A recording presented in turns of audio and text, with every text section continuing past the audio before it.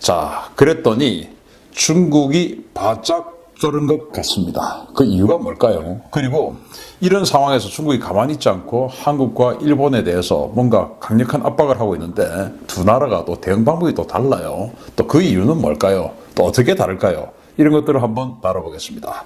신인근의 국방TV 구독, 알림 눌러주십시오. 군사TV도 잊지 마십시오. 자, 중국이 미국의 신형 미사일 배치할 생각하지 마라. 이렇게 해서 한국과 일본을 강하게 압박을 했다라는 뉴스가 11월 19일 아사히 신문을 통해서 보도를 뗐는데 이게 사실은 8월 달에 있었던 이야기인데 뒤늦게 지금 알려졌습니다. 자, 뭐라고 했냐 보겠습니다. 지난 8월 베이징에서 열린 한중일 외교장관 회의에서 중국이 미국의 신형 중거리 미사일 배치 정책을 무력화하기 위해 한국과 일본 양국에 압박을 가했다. 당시 중국 왕이 외교부장은 한일 외교장관과 개별 회담을 가지며 INF 문제를 거론했으며 양국에게 한국 그리고 일본에 미국의 중거리 미사일이 배치되면 양국 관계에 중대한 영향을 미칠 것이다 라고 경고했다. 고노 일본 외무상은 왕이 부장의 압박에 중국이야말로 미사일로 일본을 사정권에 두고 있으니까 중국이 먼저 이 미사일들을 치우고 군축에 나서면 생각해보겠다 라고 맞섰고, 한국 강경화 장관은 우선 사드 배치로 인한 보복 조치를 중단해달라 라며 왕이 부장에게 맞섰다 라고 아사히 신문이 뒤늦게 석 달 이후에 지금 보도를 한 겁니다. 자, 미국이 INF, 즉 1987년도에 미국 레이건 대통령과 소련의 고르바초프 공산당 서기장 사이에 체결한 그 INF 중거리 핵전력 감축 조약이죠. 그 INF를 이제 8월 2일 날 폐기했습니다. 그러면서 이 중거리 미사일을 동북아시아에 배치하고 싶다, 이런 이야기를 했죠. 그러니까 이제 동북아시아가 어디 배치할 거냐? 동북아시아에 미국의 동맹국은 한국과 일본 아니겠습니까? 그러니 이제 중국이 한국과 일본에게 그 미국의 중거리 지대지 미사일 배치하지 마라 라고 이제 압박을 하고 나선 거죠. 그런데 여기에 그럼 중국은 도대체 어떤 무기길래 이렇게 겁을 내는 것이고, 또 한국과 일본은 어떻게 다른가 보여드립니다. 자, 중국이 강력 반발한 미국의 신형 미사일 바로 이겁니다. 장거리 극초음속 무기인데요. LRHW라는 약자인데 Long Range Hypersonic Weapon이죠. 장거리 극초음속 무기입니다. 지난 8월부터 록히드 마틴 주도로 개발 중인 육군용 중거리 탄도미사일인데 두 발의 미사일을 탑재하는 대형 트레일러에 실려 운영되며 최대 사정거리는 3,800마일, 즉 6,115km고 종말 돌입 속도는 마하 6에서 마하 8 수준의 미사일입니다. 2022년부터 육군 전략 미사일 대대에 배치할 예정인데 이 2022년은 미국의 회계 연도이기 때문에 2021년 말, 그러니까 내년 하반기에 배치를 한다는 말이 되겠습니다.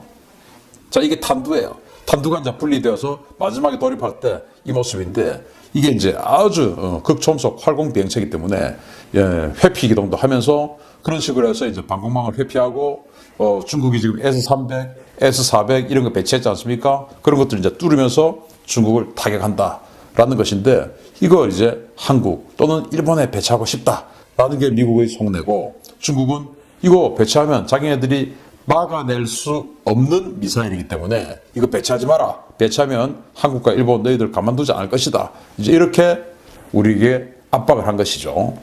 자, 그래서 이 미국과 중국의 패권 경쟁의 게임 체인저인 이 LRHW는 배치를 하게 되면 어떻게 되냐? 바로 이게 말이죠. 이런 구성으로 생겼습니다. 지휘차량이 있고 발사 차량이 4대가 있습니다. 그 발사 차량 4대는 이런 식으로 되어 있는데 미사일이 2발이 실려 있습니다. 미사일 2발이 실려 있고 이 차량 하나하나는 이제 다 트레일러예요. 그래서 이 트레일러 하나하나는 전부 C-17이나 C-5 같은 전략 수송기에 전부 다 싣고 이동을 할 수가 있습니다. 그래서 미국이 작전할 수 있는 미 공군이 작전할 수 있는 공항이 있다면 그게 그냥 싣고 가가지고 C-17로 싣고 가가지고 그 채널에서 거기서 쏘고 다시 그냥 가버리면 되는 이런 스타일로 지금 만들어 놨습니다. 자, 속도가 워낙 빠르기 때문에 이게 이제 오키나와에서 만약에 배치를 해서 오키나와에서 베이징을 타격을 한다면 속도가 도달 속도가 18분, 그리고 일본 큐슈죠. 큐슈에 이제 또 미군 기지 사세보가 있으니까 그 큐슈에서 만약에 베이징을 타격한다면 1450km입니다. 도달 시간 한 14분.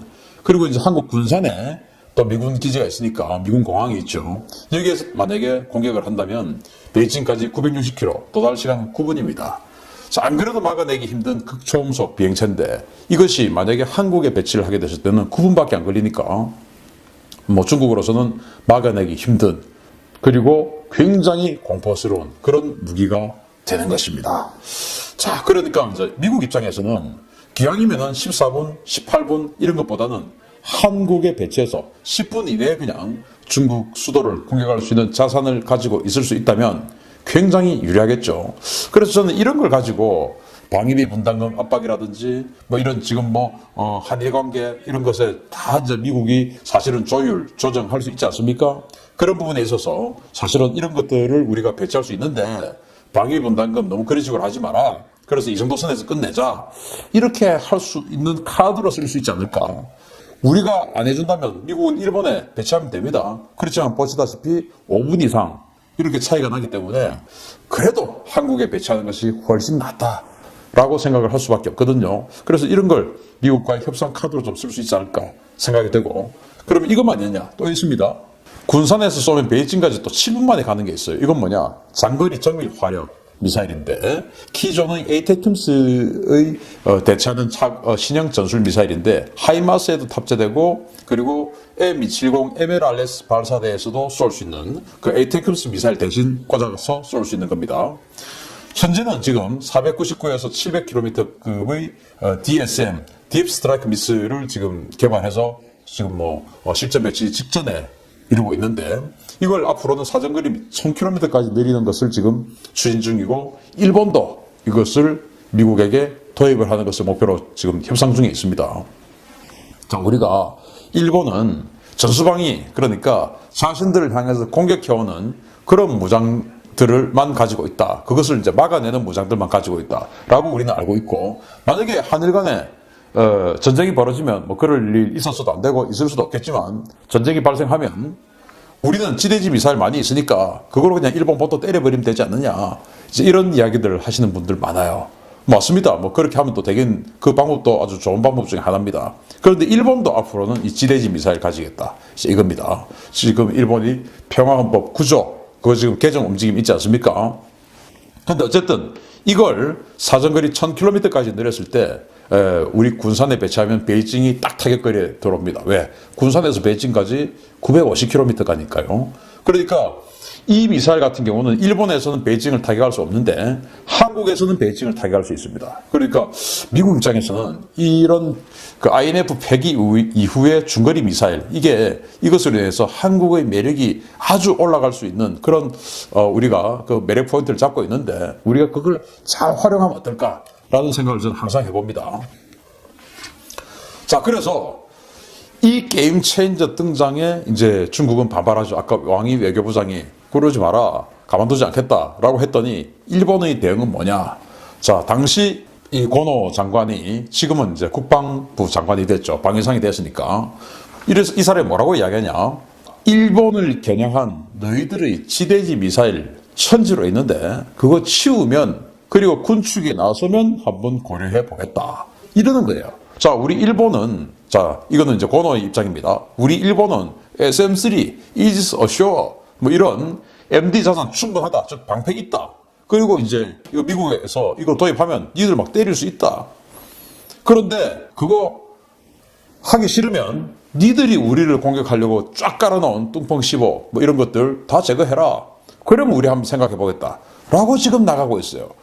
이거 굉장히 좀 뭔가 당당해 보이는 그런 대응 같습니다. 사실 저는 우리 외교관들 그리고 우리 고위층들이 좀 이런 자세를 가지고 주변국들과 협상을 했으면 좋겠다라는 생각을 하는데 일본이나 미국에 대해서는 이런 자세 맞아요. 우리 지금 현재 우리 고위층들이. 그런데 중국과 북한에게는 이런 자세를 못하죠. 어떤 자세를 하냐? 지금 이렇습니다. 우리 한국의 대응은 중국이 지금 우리에게 어떻게 하고 있습니까? 아니, 방중 기자 정말 짓밟고 폭행하지 않습니까? 한국일보 기자.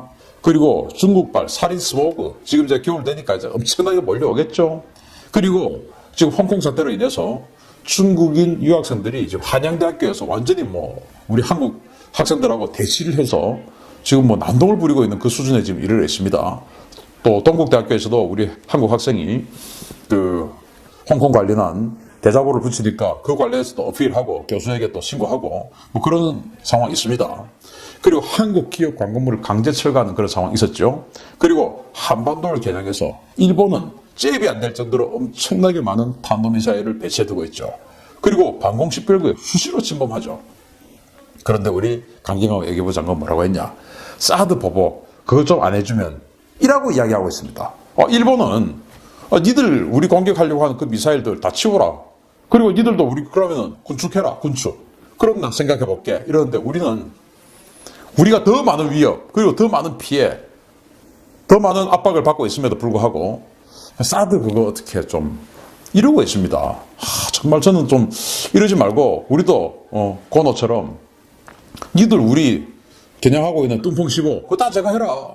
그럼 우리도 생각해 볼게. 이 정도 할 수 없습니까? 좀 그랬으면 좋겠습니다. 자, 그래서 일본이나 우리 대한민국에게 똑같이 주어진 창과 방패입니다. 우리도 미국에게 SM-3를 살 수 있었고 또 이지스 어쇼를 살 수 있고 또 이지스 레이더 얼마든지 업그레이드하고 얼마든지 살 수 있었어요. 그런데 우리는 그걸 안 했죠. 방패 버렸죠. 그리고 창을 지금 이제 주려고 하고 있는데 앞으로 그거 어떻게 될지 모르겠지만 우리는 중국에게 고생하시옵소서 이러고 있는데 일본은 똑같은 우리하고 똑같은 조건이었는데 일본은 딱 방패 탁탁탁 도입하고 그리고 미국하고 네트워크 딱 하고 그리고 자 건들면 죽어. 나 건드리기 싫으면 내가 창 놓게 하면 네 창도 놓든지 이러고 있는 일본 정말 얄미운 점 너무너무 많고 한데 이런 부분은 우리가 좀 본받고 우리도 제발 미국과 일본에게만 당당한 나라가 아니고 중국에게도 북한에게도 당당한 나라가 좀 돼보자 라는 그런 말씀드리면서 미국의 이 4세대 지대지 미사일 그리고 극초음속 활광 비행체 미사일에 중국이 깜짝 놀라서 겁이 나고 있죠. 그런 이유 말씀드리면서 거기에 대항해서 우리 한국과 일본에 압박을 하고 있습니다.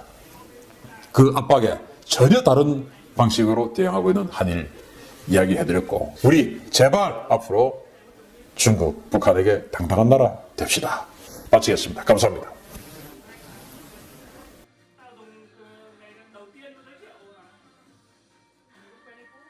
Bitch, I'm not good, feel like I walk on water. I'm talking your bitch, that he like I'm a toilet. Walk with the Glock on